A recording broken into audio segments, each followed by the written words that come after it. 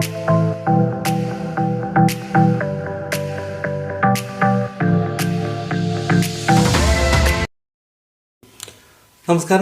എല്ലാവർക്കും പുതിയൊരു വീഡിയോയിലേക്ക് സ്വാഗതം. നമ്മളിന്ന് പറയാൻ പോകുന്നത് ഗോളം എന്ന സിനിമയുടെ വിശേഷമാണ്.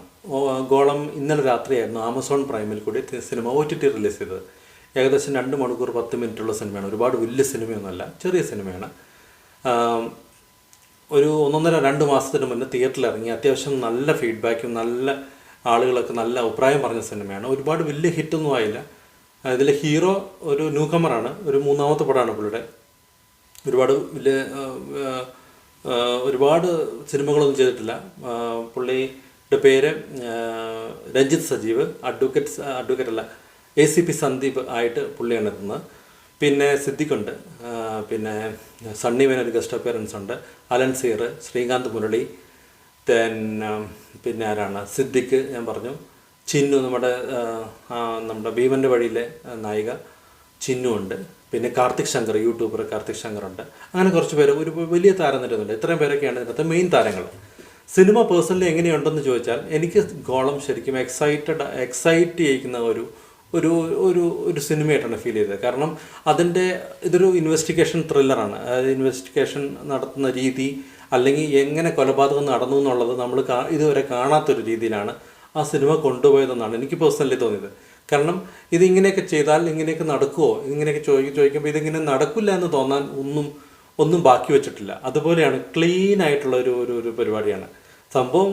ഇതിങ്ങനെ ചെയ്താൽ ഇങ്ങനെയൊക്കെ ആളുകൾ മരണപ്പെടാം എന്ന് വ്യക്തമായിട്ട് ഒരു കൊലപാതകം ചെയ്യാനുള്ള ഒരു ക്ലീൻ ആയിട്ടുള്ള എക്സിക്യൂഷൻ മറ്റുള്ളവർക്ക് പറഞ്ഞു കൊടുക്കണ പോലെ അത്രയും ക്ലിയർ ആയിട്ടാണ് അത് എക്സിക്യൂട്ട് ചെയ്തിരിക്കുന്നത്.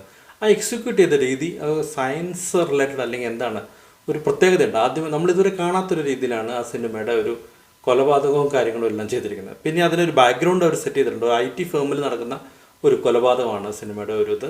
എനിക്ക് പേഴ്സണലി തോന്നിയത് ഇതിൻ്റെ ഹീറോ ആയിട്ട് ചെയ്ത ആൾ നമ്മുടെ രഞ്ജിത്ത് സജീവ് വളരെ സൂപ്പറായിട്ട് ചെയ്ത പോലെ എനിക്ക്. കാരണം ഒരു ഇരുത്തം വന്ന ഒരു പൃഥ്വിരാജ് അല്ലെങ്കിൽ അതുപോലെ ഈ ഉണ്ണിമുകുന്ദൻ അല്ലെങ്കിൽ ഇത്രയും ഇച്ചിരിയൊക്കെ കുറച്ച് ആ ഒരു അങ്ങനെയൊക്കെ ചെയ്യാൻ, അല്ലെങ്കിൽ നമ്മുടെ ദുൽഖറിനൊക്കെ ചെയ്യാൻ പറ്റുന്ന അത്രയും ഹീറോ വാല്യൂ ഉള്ള ആളുകൾ ചെയ്യാവുന്ന ഒരു റോളായിരുന്നു പുള്ളി ചെയ്തത്. പക്ഷേ ഒട്ടും മോശമാക്കാണ്ട്, അങ്ങനെ വലിയ സ്റ്റാർ വാല്യൂ ഒന്നും ഇല്ലെങ്കിലും പുള്ളി ആ റോള് സൂപ്പറായിട്ട് ചെയ്ത പോലെ എനിക്ക് തോന്നി.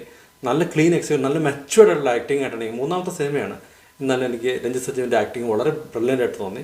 സൂപ്പറായിരുന്നു, ആ റോളിന് ആപ്റ്റായിരുന്നു. എനിക്ക് തോന്നുന്നത് സിനിമ മൊത്തത്തിൽ നല്ലതായിരുന്നതുകൊണ്ട് ഒരു പക്ഷേ രഞ്ജിത്ത് സജീവ് മോശമാക്കിയെന്നല്ല, പക്ഷെ കുറച്ചുകൂടെ സ്റ്റാർ വാല്യൂ ഉള്ള നടനായിരുന്നെങ്കിൽ ചിലപ്പോൾ ഇതൊരു വലിയ ഹിറ്റായി മാറിയേനെ എന്നെനിക്ക് തോന്നി. പക്ഷേ എന്ന് വെച്ച് ഈ സിനിമ ടോട്ടാലിറ്റിയിൽ നോക്കുമ്പോൾ പേഴ്സണലി എനിക്ക് ഭയങ്കരമായിട്ട് ഇഷ്ടപ്പെട്ടു. കാണുന്ന എല്ലാവർക്കും ഇഷ്ടപ്പെടും.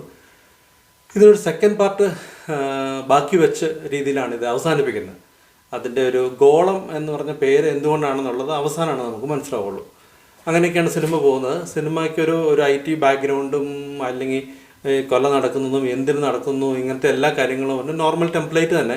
ബട്ട് അത് എക്സിക്യൂട്ട് ചെയ്ത രീതി, അല്ലെങ്കിൽ ഒരു കൊലപാതകം നടത്തിയ രീതിയൊക്കെ ഒരു ഫ്രഷ് ആയിട്ടുള്ള ഒരു കൺസെപ്റ്റായിട്ടാണ്, അല്ലെങ്കിൽ ഒരു പുതിയ മെത്തേഡിലുള്ള കൊല എന്ന് വേണമെങ്കിൽ അങ്ങനെ പറയാം. അല്ലെങ്കിൽ അത് കുറച്ച് കണ്ടിരിക്കാനൊരു രസമായിരുന്നു. പിന്നെ അത് എന്തുകൊണ്ട് ചെയ്യുന്നു എന്നുള്ളതും കുറച്ച് പ്രത്യേകത ഉണ്ടായിരുന്നു.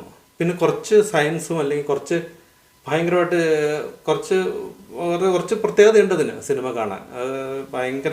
ഭയങ്കര ചിന്തിക്കേണ്ട കാര്യമൊന്നുമില്ല. ബട്ട് നോർമലി ഒരു നോർമൽ ക്രൈം പോകുന്നതിൻ്റെ ആ ഒരു രീതിയിലാണ് സിനിമ പോകുന്നത്.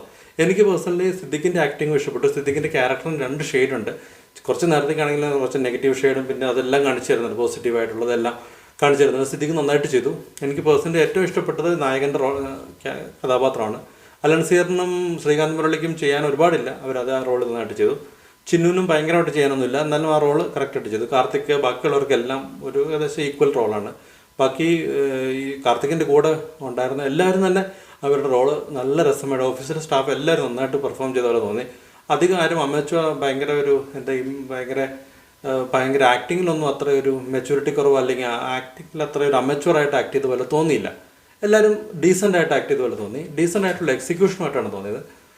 പിന്നെ അവസാനം എനിക്ക് ഈ സിനിമ അവസാനിപ്പിച്ചപ്പോൾ ഒരു സീക്വലിന് വേണ്ടിയിട്ട് വെയിറ്റ് ചെയ്യാൻ അത്രയും ഒരു വെയിറ്റിംഗ് അങ്ങനെയൊന്നും തോന്നിയില്ല. അല്ലെങ്കിൽ ഈ സിനിമ അടുത്ത പാർട്ടിന് അങ്ങനെ വെയിറ്റ് ചെയ്യണം എന്നൊന്നും തോന്നിയില്ല. ഒരു പർട്ടിക്കുലർ സ്ഥലത്ത് എൻഡ് ചെയ്തപ്പോൾ ശരിക്കും അബ്രപ്റ്റ് എൻഡ് ആയോന്ന് പോലെ തോന്നിപ്പോയി. ബട്ട് അങ്ങനെ ഭയങ്കരമായിട്ട് അടുത്ത പാട്ടിന് വേണ്ടി വെയിറ്റ് ചെയ്യുന്നുണ്ടോയെന്ന് ചോദിച്ചാൽ അങ്ങനെ ഒരു രീതിയിലൊന്നും എത്തിച്ചില്ല. എന്ന് വെച്ചാൽ ഭയങ്കര സിനിമയൊന്നുമല്ല ഞാൻ പറയണേ. എങ്കിലും സിനിമ ഒരു തവണ കണ്ടു നോക്കാൻ പറ്റുന്ന രസകരമായിട്ട് പോകുന്ന ഇൻവെസ്റ്റിഗേഷൻ ത്രില്ലറുകൾ ഇഷ്ടപ്പെടുന്നവർക്ക് ഇഷ്ടപ്പെടാവുന്ന ഒരു വ്യത്യസ്തമായ സിനിമയായിട്ടാണ് ഗോളം ഫീൽ ചെയ്തത്. അപ്പോൾ കാണും, കന്നഡ വിശേഷങ്ങൾ അറിയിക്കൂ. മറ്റൊരു സിനിമയുടെ വിശേഷമായിട്ട് വേറൊരു ദിവസം വരാം. Thank you for watching my videos. Thank you for all the support and by.